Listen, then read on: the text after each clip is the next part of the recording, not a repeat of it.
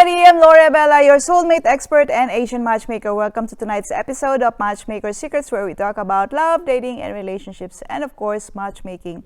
So, there have been times that, probably wondering how come, there are some people who have married multiple times. Imagine, if you'll ask me, okay, what is the common denominator between Tom Cruise, Jennifer Lopez, Kim Kardashian, Elon Musk? So all of them have been married more than 2 times. Some of the celebrities sometimes have been married as much as 6 times. And so, when you think about it, oh my God, that's too much. But, things happen. So it's inevitable, as far as the show business is concerned or the celebrity is concerned. If you are also very rich, it can happen as well. Things like this happen. But whatever we see on TV, sometimes that's what we actually sometimes see. Oh, it's okay, so I can do that too. But here are some tips that for those people who wanna have additional relationship after they have been divorced sometimes. So I think the best thing that you can actually do is take your time. You're not in a rush to go to another relationship right away. So if you have just been divorced recently, you have to take time and heal and reflect.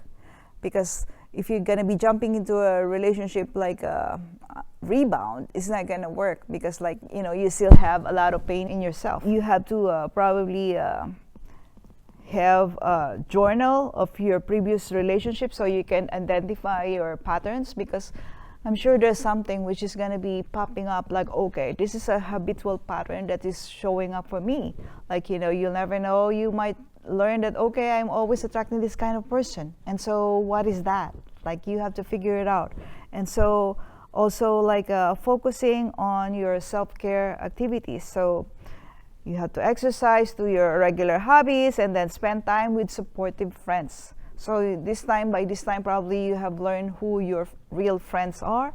And it's important to actually keep the relationship with them, because relationships is going to change, especially for those people who are just starting and have never been married. Relationships is going to change. But, at the same time, for those people who have seen their life that they have multiple relationships, then it's going to be happening that you will have to have somebody that you can count on and tell how is your situation going. So also consider mindfulness practices so that you can actually be present and learn okay, these are my emotions that I need to process right now, and so you can have some clarity. So you also need to define what you want in a partner and relationship. So after those different relationships you had, it will clearly show right away, okay, these are the things that I don't want anymore. So start with that, because if you start with that, you have more clarity. Okay, I don't want somebody already who's not devoted, somebody who's always loyal and dedicated to you. So that's probably your priority if you have had a relationship wherein there is a third party concern. Or you can also probably say okay, I don't want somebody who's a regular drinker anymore. Yeah, because you'll never know where this drinking is gonna end. So if you have experienced something like that, or if you have this is a recent thing which is happening nowadays, there's a lot of people who have been branded as narcissists. So just identify what is causing you to be attracted to this kind of person. You have to set the boundaries. Okay, there's already inclination that this person is going to be a potential, so you just have to say no. You have to know which one is going to work for you, because if it didn't work before, why do you think it's going to work again? So also you have to create those non-negotiable lists. I'm just thinking there are some people who are all about, okay, I want somebody who's gonna be matching my energy. I've heard that many times, but you have to think about it what does that mean? So we have seen a lot of especially those in the Hollywood industry, they're looking for somebody who is like, much more stronger than them and much more energetic than them. So if that's a guy who's looking, then maybe they're looking for a younger woman. And it's the same thing, like, if it's a middle-aged woman, they're looking for somebody who's younger, but doesn't necessarily work all the time. So you have to figure out, okay, it's not working for me anymore to be, having like a big gap with this person that I'm supposed to meet, because like you don't meet eye to eye probably, because like, there's a big gap, and there's also the generation gap, which is you're going to be talking about. And imagine like you're not probably listening the same type of music. Somebody doesn't like that particular type of music. So it can be varying, like, depends, like, what is causing the conflict between you two. And so it's best to actually focus on finding somebody who has similar goals and values and interests, rather than, just surface level traits, which is not, gonna count anyway. So be open to dating somebody who is not your usual type. Recently, I was going through this women's group that I belong, and so, there are a bunch of women in Chicago, and then the funny thing that I've read over there not too long ago is there's this woman who said, like, okay, she said that she's tired of meeting somebody already, because, like, they in the dating apps, they get burned. And somebody replied, okay, date number 6. So that means that, look for that particular person that you are not usually looking for, because sometimes they have somebody. I mean, there must be something in them that, is much more better, because sometimes, those people who persevere or are always consistent, they're the only ones whom you think right away that they have all the drive in order to continue in pursuing you. And so just look further. Sometimes we're just, ignoring them because, like, for some reason or another, which is not the usual thing that you are looking for, or like, they're not usually the type of person that you're looking for. So just, be open-minded. And so another thing is to be open about your past. Tell the particular person that you're seeing, like, okay, I've already been married like 2 or 3 times. So it will come anyway. So when are you going to tell them? So just, make sure that you are honest about it, because, like, honesty will bring you further. And so you don't have to think like, okay, I've been married many times. It's not going to be like somebody is going to be saying like yes to me right away. But, take your time. But of course, like, don't forget to be honest about it. So have, a plan in order to prepare and discuss your past marriages briefly and honestly, without oversharing and, sounding bitter about it. Everybody has their own personal story. So just be open about, like, sharing that. And then, like, nobody's perfect. And so, like, it's not a matter of, shaming you, but of course, like, it's a journey for everybody as far as, love is concerned. It's just one of the aspects in everybody's life, their romantic life. And so focus on what you've learned and how it has shaped your perspective on relationships. So the more that you practice what you've learned, the more that, you're going to be much more better off than you were before. And listen to your date stories without judgment, because, like, if you're always being like, hating yourself, it's not gonna help you either, because, like, you're just gonna be in regret, and there's gonna be sadness as well, and you're gonna be angry about yourself. So, keep an open mind, like, okay, I made a mistake, so what's next? Like, look at it like a new beginning for you, rather than the end. Another thing is that, don't let fear be a hindrance for you to make mistakes, because, like, if you're always focusing, okay, I don't want to make this mistake again, then you're up for failure, because you're always already thinking like, okay, something's gonna go wrong. So you better be much more open and thinking like, okay, I had this mistake before, I've learned my lesson, I can go forward. So that's going to be a new perspective, rather than like, being in doom and gloom, wondering, okay, is this gonna be working for me? Like, just be open and don't think about you're gonna be committing the same mistake, because like if you're gonna be there, then nobody's gonna help you, because like it's just have to be you making that particular decision, like, okay, I'm open now, and I know that I'll be doing a lot of things which is better for my relationship, but at the same time, like I will be able to stop myself just in case that the odds of making a mistake is gonna happen. So be your own cheerleader, and you have to challenge and stop that negative talk, and stop focusing on your past failures and replace them with affirmations for your growth. You have to approach this coming relationship in much more curiosity as you would have like any other new relationship. And another thing that we can actually suggest is actually take things slowly and avoid rushing, because we know that we can always sometimes like make mistake when we're always rushing, because there is no competition out there. Like, take your time in order to know another person, and set the pace for whatever is comfortable for you. If you need a break or long break, doesn't matter. Like it can be a year. So it's consider that a bonus for yourself to take care of yourself and take care of your whole being. And especially if you have children, you might as well take that opportunity in order to have some time together with them, because like obviously probably you didn't have so much time like focusing on just your children, because like you're also focusing on other things like when you were in another relationship. And so focus on quality interactions as compared to something which is not quality based.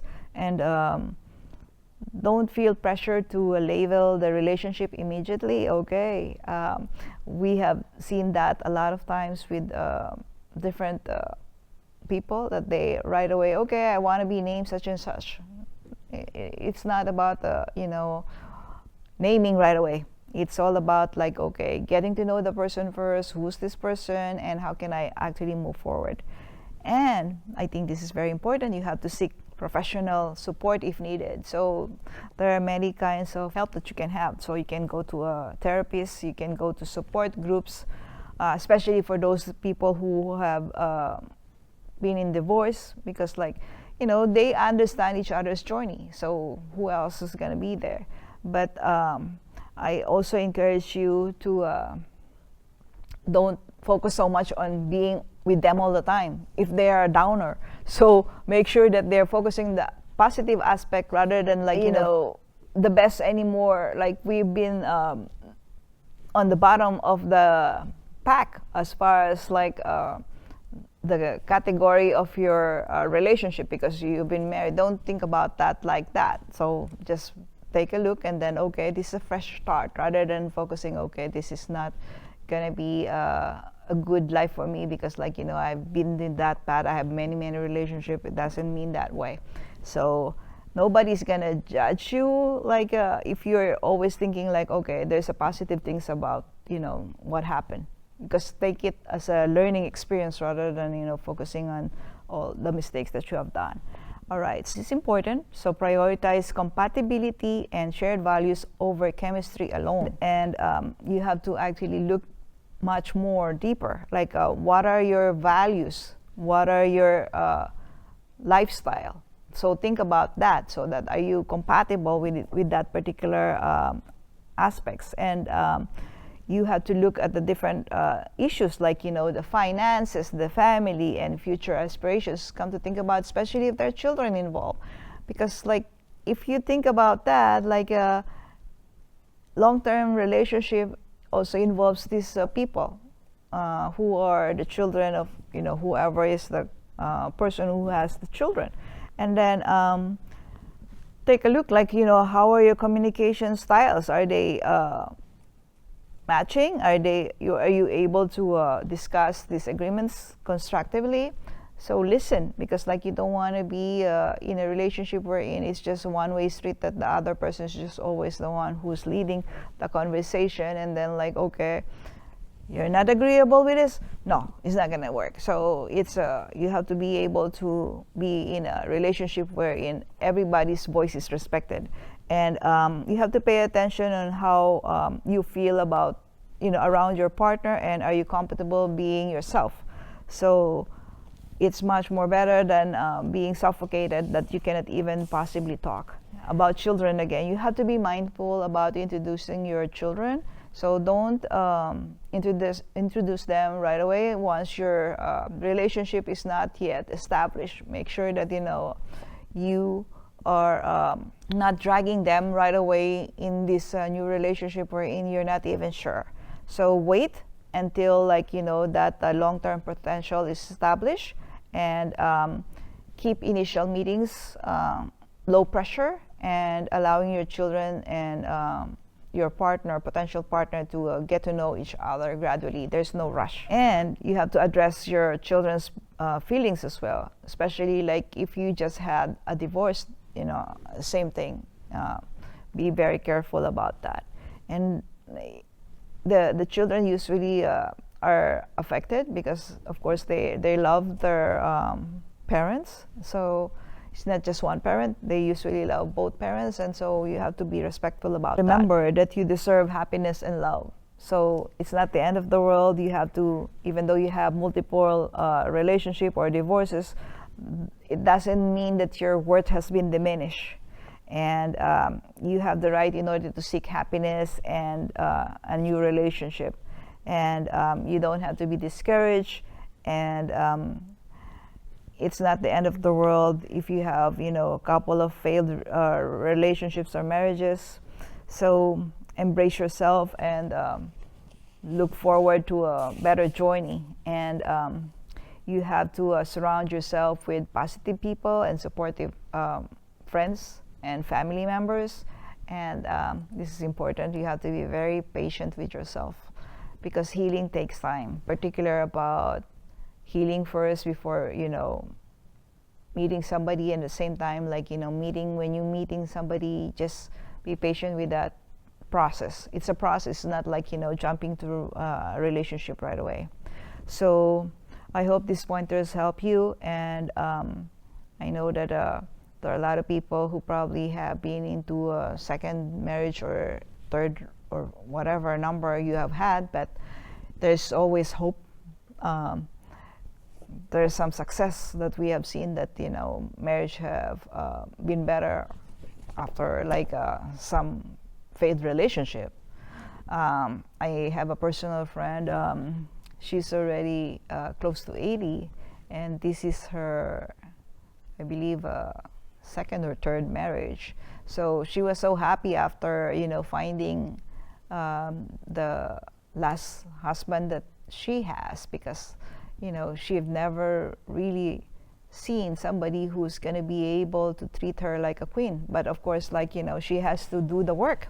She has to clear up all of her baggages and negative thinking that she had, and the victim mentality that she had, so that she can move forward and be happy. And I'm just happy when I hear her okay, I'm just so lucky because I got a new bouquet of flowers again. So it seems like she really found the guy for him, because for her, because imagine he cooks for them. He actually takes her for breakfast regularly, and then they go to dinners, and then they actually go travel as well. So imagine she's already close to 80. So it means that doesn't necessarily mean that if you're 80, it's the end of the world. So it means that you can still find somebody. I think they've been together for 5 years now. So imagine, she has met him in her 70s. So there you have it, folks. And so for those people who are watching, if you are an expert in love, dating, relationships, we want to have you over here. If you have been in a successful relationship, we want to have your thoughts on how did it work. And if you are wondering how to navigate love and you're single, so we'd like to have you over here, so maybe we can help you. And then we'll see you again sometime soon, and you take care. Bye bye.